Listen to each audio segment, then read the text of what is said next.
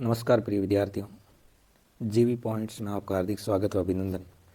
आज अपन कक्षा 6-7 प्रवाह हिंदी कार्य पुस्तिका जो 2024-25 में चल रही है उसके कार्यपत्रक 41 से 45 तक व आकलन नंबर 7 को हल करेंगे। मैं आशा करता हूं कि आपको ज़रूर समझ में आएंगे। साथ ही मैंने अब तक कार्यपत्रक नंबर 1 से 40 तक और आकलन 1 से 6 तक पूर्ण करवा दिए हैं। मेरे यूट्यूब चैनल पर जाके आप देख सकते हैं। शुरू करते हैं कार्यपत्रक नंबर 41।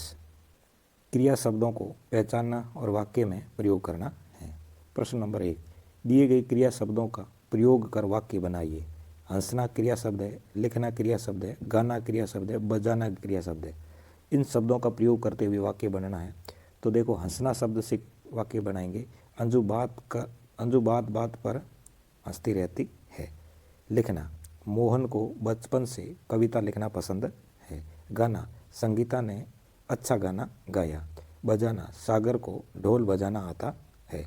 इस तरह आप वाक्य बना सकते हैं। प्रश्न नंबर 2, नीचे दिए गए वाक्यों में क्रिया शब्द पहचानिए और उनके नीचे रेखा खींचिए। जैसे इसमें दिया हुआ है कि मैं शाम को मंदिर जाता हूँ, तो इसमें जाता हूँ यही क्रिया शब्द है। बच्चा दूध पीते पीते सो गया ये क्रिया शब्द है। मैं नाश्ते में इडली खाती हूँ और दूध पीती हूँ, तो खाती हूँ और पीती हूँ ये दोनों क्रिया है। आरती विद्यालय जाती है ये क्रिया है।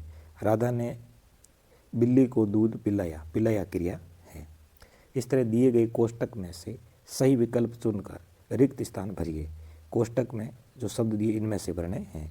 तो कमला ने बाजार से दवाई मंगवाई। रवि ने मीरा से फोटो खिंचवाया। मेरा भाई दिल्ली में पढ़ता है। दादाजी ने रवि से पत्र लिखवाया। इस तरह प्रश्नों को हल करना है। 4 नंबर प्रश्न, इन ध्वनि क्रियाओं से नए शब्द बनाइए। जैसे खटखट से खटखटाना बना है, तो टन टन से टनटनाना, भिन भिन से भिन भिनाना, हिन हिन से हिन हिनाना, गुनगुन से गुनगुनाना। इसी तरह प्रश्न नंबर 5 देख लेते हैं। गद्यांश में आए क्रियापदों को छांटना है। सुबह स्नान करने के बाद बाबा भारती के पांव रोज की तरह अस्तबल की ओर बढ़ गए। फाटक पर पहुंचकर उन्हें अपनी भूल का पता चला। वे वहीं रुक गए। सुल्तान ने बाबा के पैरों की आवाज़ पहचान ली और वे हिनहिनाया। वे खुशी से दौड़ते हुए अंदर घुसे और घोड़े के गले से लिपट गए। तो यहाँ पर क्रिया शब्द है वो छांट करके लिखना थे। जैसे हिनहिनाना क्रिया शब्द है, रुकना क्रिया शब्द होता है, पहचानना क्रिया शब्द होता है, पहचानना क्रिया शब्द है, दौड़ना क्रिया शब्द है, लिपटना क्रिया शब्द है, करना क्रिया शब्द है, बढ़ना क्रिया शब्द है। इस प्रकार आप बता सकते हैं कि क्रिया शब्द कौन कौन से हैं। आगे कार्यपत्रक नंबर 42, देखी हुई परिवेशीय वस्तुओं जानकारियों पर इलाज सहज अभिव्यक्ति है वो करनी है। खांसी जुकाम व गले की खरांश के लिए आयुर्वेदिक और असरकारक औषधि तुलसी है, अदरक है, कफ सिरप है, शहद है और साथ ही साथ मुलेठी भी है। ये है। अब इससे संबंधित जो प्रश्न आ रहे हैं उसको देख लेते हैं। ऊपर सभी सामग्री को कहा जाता है विज्ञापन। तुलसी और शहद के गुणों सहित का अर्थ होगा। इसमें तुलसी और शहद के औषधि तत्व है वो शामिल हैं। प्रश्न नंबर 3, ये विज्ञापन किसका है? कफ सिरप का है। प्रश्न नंबर 4, इस विज्ञापन में दी गई दवाई में कौन कौन सी औषधियों का मिश्रण है? तुलसी, शहद, अदरक, मुलेठी, इन सब का मिश्रण है। यह दवाई किस किस रोग के लिए है? खांसी जुकाम गले की खरांश के लिए है। आपके घर पर खांसी जुकाम के लिए क्या क्या घरेलू दवाइयाँ देते हैं बताओ? तो अदरक का रस है, शहद है, मुलेठी की जड़ है, काढ़ा है, नमक डालकर गर्म पानी, हल्दी वाला दूध, पानी, ये सब हमारे घर पर औषधि के रूप में काम में लेते हैं। कार्यपत्रक नंबर 43, इसके अंदर गद्यांश है, गद्यांश को पढ़ना और प्रश्नों के उत्तर देने हैं। गद्यांश पढ़ लेते हैं कि दुनिया भर की खोज खबर देने के लिए हमें इधर उधर दौड़ भाग करनी पड़ती है, यहाँ वहाँ आना जाना, कभी वायुयान से, कभी रेल मोटर से, कभी साइकिल से, तो कभी किसी झूले में झूल कर। एक रात भी नहीं बिता पाते हम चैन से, क्योंकि रात में ही संपादकीय विभाग हमें संवारता है, मुद्रण विभाग हमें सापता है, वितरक हमें लेकर दौड़ते हैं और शहर शहर, गांव गांव, घर घर सुस्ताई की गए काम से। सूर्योदय होते तो हम लोगों के हाथों में होते, हम अखबार हैं, सबके साथ हैं, सबके पास हैं। इस प्रकार ये गद्यांश है, वो अपने को पढ़ना है और प्रश्नों के जवाब देने हैं। पहला प्रश्न, ऊपर दिए गए गद्यांश में आई योजक चिन्ह वाले शब्द सांट करके लिखने थे। जैसे खोज खबर है, इधर उधर है, दौड़ भाग है, यहाँ वहाँ है, आना जाना है, रेल मोटर है, शहर शहर है, गांव गांव है और घर घर है। अखबार हम तक पहुँचने के लिए किन किन माध्यमों से यात्रा करते हैं? वही वायुयान है, रेल मोटर है, साइकिल है, तो कभी कभी तो झोले में झूल कर यात्रा भी करनी पड़ती है। समाचार पत्र को संवारने का काम कौन करता है? समाचार पत्र को संवारने का काम है उस संपादक की विभाग करता है। अगला प्रश्न नंबर 4, यदि समाचार सुस्ताने लग जाए तो क्या होगा? तो अखबार सुस्ताने लग जाए तो समाचार लोगों के पास देर से पहुंचेगा और खबर है वो पुरानी पड़ जाएगी। देश दुनिया के समाचार प्राप्त करने के और कौन कौन से माध्यम हैं?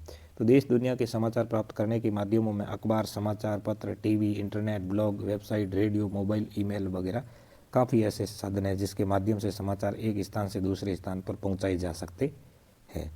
कार्यपत्रक नंबर 44, इसका गद्यांश पढ़ना है और गद्यांश पढ़ करके प्रश्नों के उत्तर देने हैं। तो गद्यांश क्या है? मानव जीवन के लिए जिस प्रकार भोजन, नींद और सांस लेना आवश्यक है, उसी प्रकार जीवन को स्वस्थ, सुंदर और सक्रिय रखने के लिए मनोरंजन भी आवश्यक है। मनोरंजन का स्तर कुछ भी हो सकता है। मनोरंजन स्वास्थ्य और सौंदर्य बोध के विकास के लिए अत्यंत आवश्यक है। इससे बौद्धिक और मानसिक विकास होता है। जिस ढंग से पका हुआ भोजन और स्वस्थ वातावरण शरीर को स्वस्थ रखता है, उसी प्रकार मनोरंजन ऐसे साधन और मन व मस्तिष्क का उचित विकास करते हैं। नाटक, सिनेमा, घूमना, खेलना आदि ये सभी मनोरंजन के अच्छे साधन है। तो इससे रिलेटेड वाले प्रश्न देख लेते हैं। मानव जीवन के लिए आवश्यक है भोजन, नींद, श्वास के साथ साथ मनोरंजन, दोनों चीज़ें जरूरी है। मनोरंजन विकास करता है, मन का भी विकास करता है, मस्तिष्क का भी विकास करता है, उक्त दोनों सही है। इस गद्यांश को उचित शीर्षक क्या है? तो मानव जीवन और मनोरंजन।